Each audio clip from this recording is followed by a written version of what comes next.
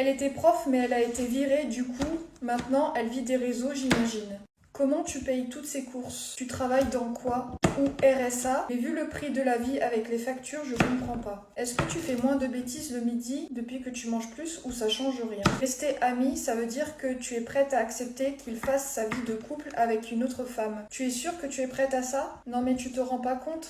Être avec quelqu'un comme elle, c'est horrible. Enfin, elle doit être internée, mais elle refuse, donc c'est normal qu'il parte. Frère, ça y est, laisse-le faire sa vie, au lieu de le prendre en otage et de le faire culpabiliser. C'est pas ton éducateur. Comme vous pouvez voir, il y a de la fumée, je cuis mes courgettes au micro-ondes. Je vais répondre à un maximum de commentaires, mais à l'inverse. Donc pourquoi je pars pas à l'étranger avec lui? Bah tout simplement parce qu'il veut qu'on soit amis et pas en couple.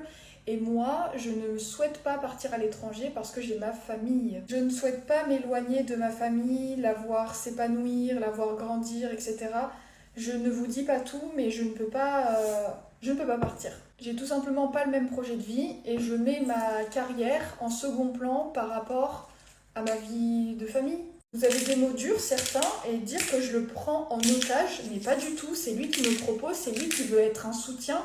Il veut pas forcément couper les ponts parce qu'il m'a dit qu'il m'aimait. Vous savez, il me raconte juste ce qu'il a envie de me raconter, et s'il n'a pas envie de me voir du tout, s'il a plus envie de me parler, il me l'aurait dit.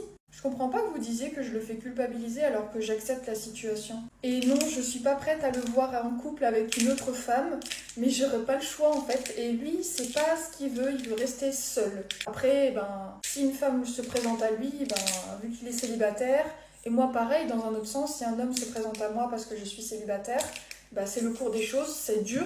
Mais c'est la vie en fait.